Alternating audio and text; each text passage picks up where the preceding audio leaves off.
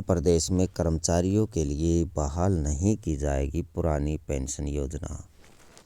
नई पेंशन योजना को बंद कर पुरानी पेंशन योजना की बहाली के लिए संघर्षरत कर्मचारी यूनियनों की मांग पूरी नहीं होने वाली। मुख्यमंत्री मनोहर लाल खट्टर ने यह कहा है।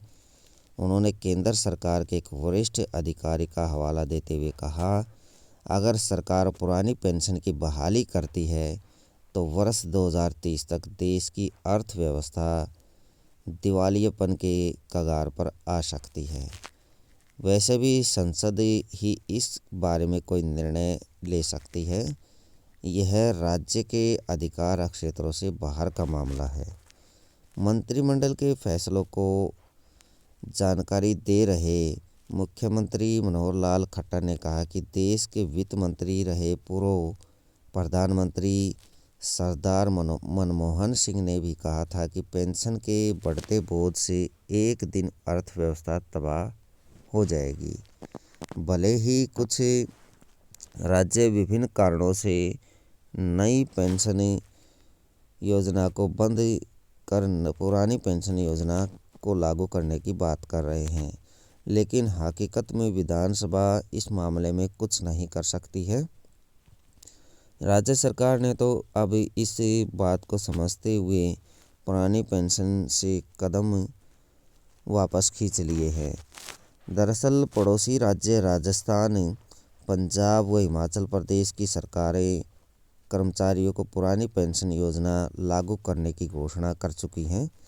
स्वर्गीय प्रधानमंत्री अटल बिहारी वाजपेयी की सरकार ने केंद्र में जनवरी 2004 में नई पेंशन योजना लागू की थी, जिसे हरियाणा में तत्कालीन मुख्यमंत्री भूपेंद्र सिंह हुड्डा की सरकार ने जनवरी 2006 में लागू कर दिया। तभी से कर्मचारी पुरानी पेंशन की मांग करते आ रहे हैं। पिछले साल मार्च में इस मांग ने जोर पकड़ा, जब राजस्थान और छत्तीसगढ़ में सत्ता परिवर्तन के बाद नई सरकारों ने अपने कर्मचारियों के लिए पुरानी पेंशन बहाली की घोषणा कर दी। प्रदेश में वर्तमान में 2,62,000 के लगभग पक्के कर्मचारी हैं। इनमें से पौने 2 लाख कर्मचारी नई पेंशन योजना का हिस्सा हैं। हालांकि सरकार ने कर्मचारियों को दिए जाने वाले अपने अंशदान में बढ़ोतरी की है, जिससे रिटायरमेंट पर कर्मचारियों को ज़्यादा राशि मिले।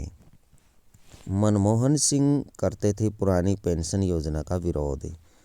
हरियाणा भाजपा प्रवक्ता सुदेश कटारिया ने कहा कि पुरानी पेंशन योजना ओपीएस को लागू करने का कोई फ़ायदा नहीं है। कांग्रेस कार्यकाल में उनके प्रधानमंत्री मनमोहन सिंह स्वयं कहते थे कि ओल्ड पेंशन स्कीम बहुत अधिक नुकसानदायक है। इसके लागू होने से देश पर निरंतर आर्थिक बोझ बढ़ता रहेगा और देश की प्रगति बाधित होगी। अब भाजपा ने नई पेंशन स्कीम को लागू किया तो कांग्रेस नेताओं में ओल्ड पेंशन स्कीम को दोबारा लागू करने संबंधी बयान देने की होड़ मची है, जबकि वास्तविकता यह है कि नई पेंशन स्कीम में ही कर्मचारियों को फ़ायदा है।